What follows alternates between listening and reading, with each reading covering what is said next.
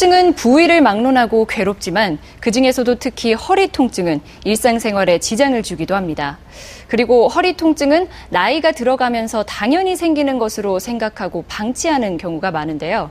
이게 결국 통증을 더욱 악화시키는 결과를 가져오기도 합니다. 때문에 정확한 진단과 효율적인 치료, 그리고 관리가 무엇보다 중요하겠죠. 오늘 이 시간에는 요통과 디스크에 대해 전주 우리병원 김재엽 원장과 이야기하겠습니다. 인구의 80% 이상이 한 번쯤 경험하는 허리 통증. 원인에 따라 치료법이 달라져야 합니다. 신경외과 전문의 김재엽 원장과 함께 요통과 디스크에 대해 자세히 알아봅니다.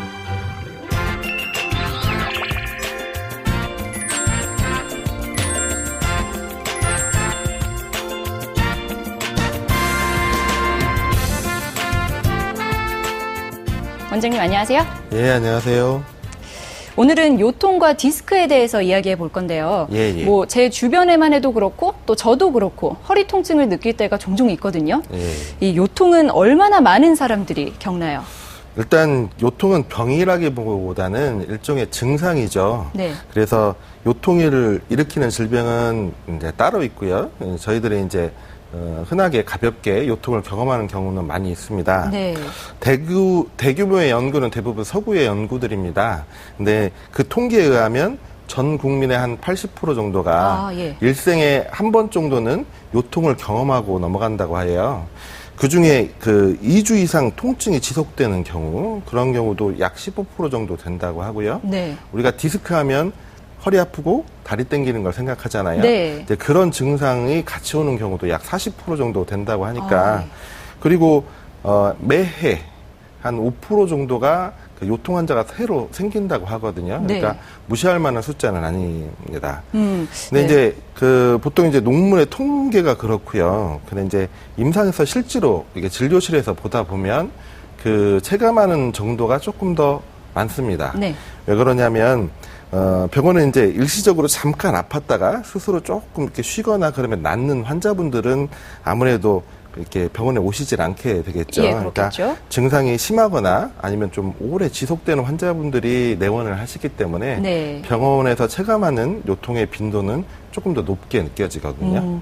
네, 음식이나 또 문화 같은 서구 생활 양식이 도입되면서 서구형 암 발생이 높아졌다 이런 기사를 읽었던 기억이 나거든요. 요통도 서구 생활 양식과 관련이 있나요? 정확한 자료를 접한 건 아닙니다만 옛날에 비해서 우리 생활 습관이 많이 변한 건 사실입니다. 네. 입식 생활 습관도 있고요. 그다음에 침대 사용하시는 분들이 많이 늘었죠. 그리고 지금처럼 의자에 앉아서 오랫동안 작업하시는 분들도 많이 늘었고요. 아마 이런 것들이 영향이 있으리라고 사료가 됩니다. 네.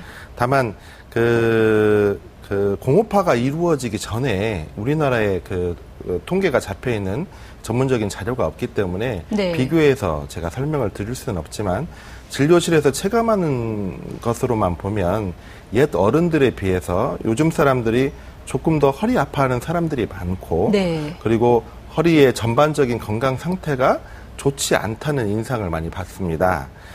특히나 요즘은 초등학생이나 중학생들에서도 디스크 같은 질환이 많이 발견이 되고 있고요.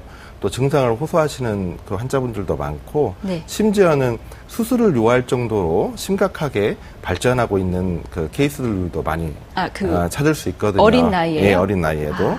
그래서 여튼 그 우리가 논문을 보면 저개발 국가에서 공업화가 이루어지면서 요통의 발생 빈도가 증가한다고 하고요. 같은 나라에서도 뭐 지역에 따라 그다음에 어떤 직업에 종사하느냐에 따라서 요통의 발생 빈도가 많이 차이가 난다고 합니다. 그러고 보니 좀 그런 문제점들이 있겠네요. 자, 요통에 대해서 알아봤고요. 이번에는 디스크에 대해 이야기 나눠보겠습니다. 허리가 아프면 나도 디스크가 아닌가 이런 걱정을 하시는 분들이 있을 것 같은데 허리 통증을 유발하는 요인 대부분이 디스크인가요?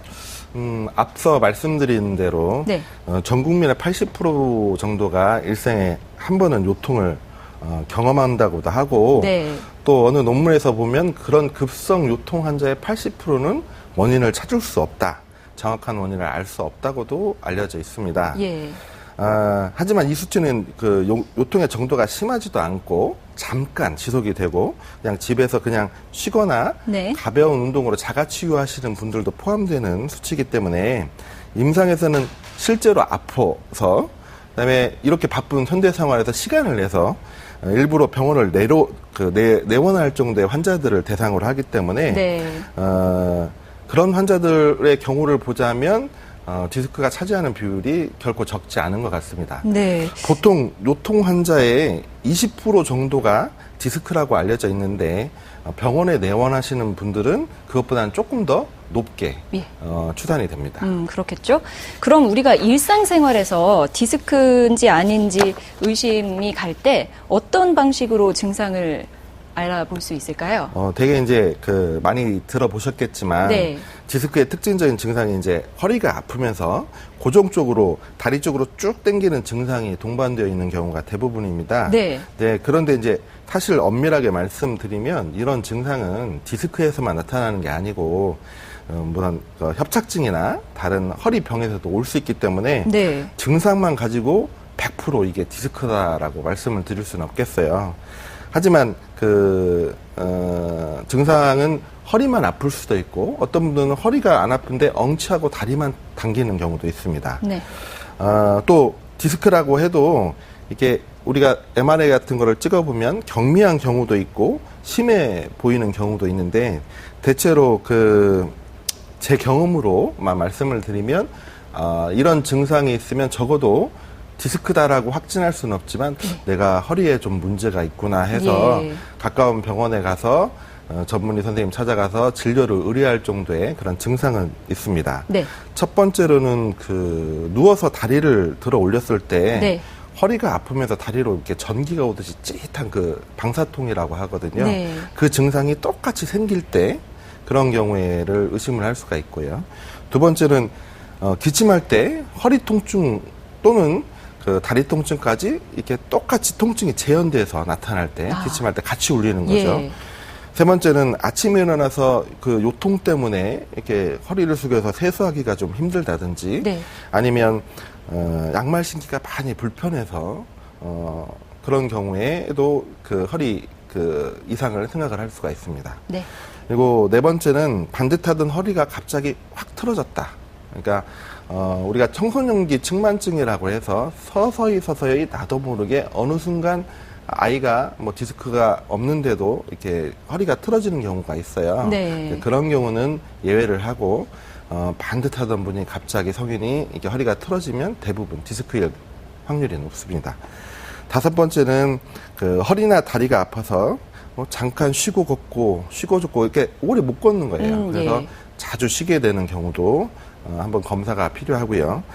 여섯 번째는 다리에 갑자기 힘이 풀려가지고 발목이 이렇게 젖히거나 그런 게 잘 안 되면서 네. 쩔룩일 때 그런 경우는 가까운 병원을 내원하셔서 검사를 받아보시는 게 좋을 것 같습니다. 예. 디스크 증상 리스트를 보니까요. 말씀하신 아침에 일어나서 요통 때문에 허리를 숙여서 세수하거나 아침에 양말 신기가 불편할 때 요게 좀 눈에 띄는데요. 예. 디스크와 아침에 증상이 나타나는 거랑 어떤 관계가 있나요? 아침에 증상이 심하다고 해서 예. 그게 디스크라는 말씀은 아닙니다. 네. 다만 허리에 병이 있을 때 특히 이제 여기 보시는 여기 뼈와 뼈 사이에 있는 디스크가 만충작용을 하는데요. 이런 디스크 상태가 좋지 않을 때는 아침에 증상이 유독 더 심합니다. 그 이유는 왜 그런 거죠? 디스크는 혈관이 바로 들어가지를 않아요. 예. 그러니까 말하자면 우리가 수술을 할 때 예. 디스크에 칼집을 넣어도 피가 나질 않습니다. 혈관이 없기 때문에. 네. 그래서 디스크는 서서히 삼투압으로 영양 공급을 받습니다. 삼투압은 이렇게 농도 차이로 이렇게 되는 거 아시죠? 서서히. 그래서 예. 우리가 중력이 없어지는 자세, 이렇게 누워서 잠자는 자세로 밤사이에 오래 누워 있으면 이제 물이 흡수가 되겠죠. 그래서 천천히 물을 머금은 상태가 돼요. 이제 그런 상태에서 디스크 상태가 만약 좋지 않다. 그래서 염증이라도 있겠다 하면 염증 부위가 물이 차면서 더 붓게 되는 효과를 나타내겠죠. 네. 그러면서 더 심하게 통증을 호소하게 됩니다. 그래서 여담으로 그래서 우리가 신체 검사를 할 때 예. 여러분들이 이렇게 키를 재잖아요. 네네. 그러면 디스크는 아침에 막 일어나가지고 물을 굉장히 많이 머금었을 때 그때 네. 아침에 잰 키가 최소한 2cm 이상 높아지는 경우도 있습니다. 아, 그래요? 예. 그런 이유가 있었네요. 그런데 또 아이를 안거나 뭐 무거운 물건을 갑자기 들 때 허리가 아플 때도 있잖아요. 예, 예. 이런 경우도 디스크로 그러니까 발전될 수 있나요? 이제 오직 사람만이 직립보행을 하지 않습니까? 네. 그래서 손에 자유를 얻었죠. 그래서 발명도 하고 우리가 무언가를 만들어서 문명도 나오고 문화가 생기기도 했는데 예. 이제 허리에 지속적으로 이렇게 서 있으면서 하중을 받게 되기 때문에 문제가 생기는 거예요. 그래서 병이 생긴 겁니다. 네, 태어날 때는 디스크의 그 내에 있던 말랑말랑한 충격 흡수 장치가 있거든요. 예, 비유하면 물침대처럼 네. 말랑말랑하던 것이 이제 나이를 먹어가면서 고무침대가 돼가기도 하고 조금 더 지나면 딱딱한 나무침대처럼 이렇게 변하는 거예요. 근데 충격을 흡수해야 되는데 그게 그런 작용을 잘 하지 못하니까 인접에 있는 다른 구조물, 뭐 관절이나 인대 등도 같이 변화를 겪게 됩니다. 그러면서 네. 여러 가지 병을 만들게 됩니다. 그래서 주된 것은 이런 퇴행성 변화가 원인이고요. 네. 조금 전에 이제 물으신 아이를 안는다든지, 그다음에 이제 무거운 물건을 드는 것이 대부분 증상이 나오게끔 하는 유발인자지 그게 예. 원인이라고 볼 수는 없을 것 같아요. 그래서 우리가 디스크라고 하는 게 일회성 충격으로 한 번의 충격으로 생기지는 않습니다. 아, 그렇군요. 이 퇴행성이라고 하면 그 누구나 나이가 들면서 생긴다는 말이잖아요. 예. 그러면 누구나 디스크가 걸리는 건가요? 사실 어떤 논문에 보면 예. 퇴행성 변화는 40대 남자의 경우는 한 80%, 여자는 65%에서 보인답니다. 아. 그리고 55세 이상에는 네. 거의 다 80%에서 방사선 검사를 해보면 추간판의 퇴행성 변화를 가지고 있다고 그래요. 근데 이 대부분이 증상이 없으시거든요. 네. 근데 이걸 거꾸로 이야기를 해보면 잘 치료하면 디스크도 통증 없이 잘 살 수 있다는 이야기도 되겠습니다. 아, 예. 이런 의미에서 완치가 가능한 질환이에요. 요통은. 다만 이제 요통을 유발하는 그 원인 요소로 그 잘 알려진 거를 좀 참고하는 것도 도움이 될 것 같아요. 예, 그렇죠. 첫 번째로 이제 지속적인 진동에서 작업, 우리가 공사장에서 이렇게 두두두두 하는 것들 있잖아요. 네. 뭐 그런 것들도 있고, 무거운 물건을 나르는 직업도 요통에 좀 관여를 한다고 그럽니다. 네. 그리고 자동차 운전도 빠뜨릴 수 없죠. 현대 생활에서는. 운전이요.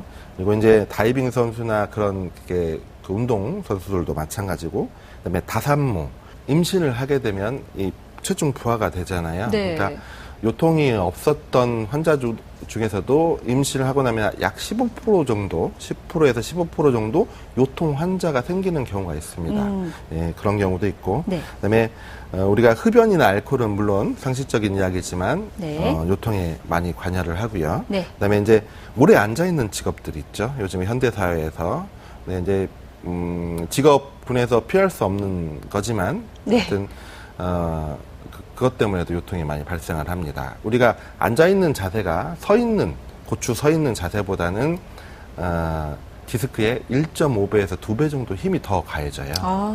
그렇기 때문에 예. 디스크를 많이 발생을 할 수가 있고요. 그다음에 마지막으로 우울이나 불안, 이런 정신적인 요소도 많이 관여를 합니다. 우리가 저희가 이제 회전을 돌다가 농담으로 이제 그런 이야기를 드리거든요. 이제 같이 앉아서 무슨 작업을 하더라도 친구들하고 놀면서 활짝 웃고 이렇게 친구들하고 놀 때는 좀 덜 아픈데 남편이 밥상 차리라고 하면 많이 아프다고 예. 말씀을 드리거든요. 그러니까 네. 우리가 기분 나쁜 일이 있으면 소화가 되지 않잖아요. 그러니까 위가 그렇게 작용을 하는데 위 다음으로 요통이 많이 관여를 합니다. 그래서 스트레스에 굉장히 민감한 기관이라고 할 수가 있습니다. 그렇군요. 그래서 그런지 이 요소들도 참 많네요. 그죠? 예. 네. 오늘 이 시간에는 신경외과 전문의 김재협 원장과 함께 요통과 디스크에 대해 이야기 나눠봤습니다. 원장님 고맙습니다. 예, 감사합니다.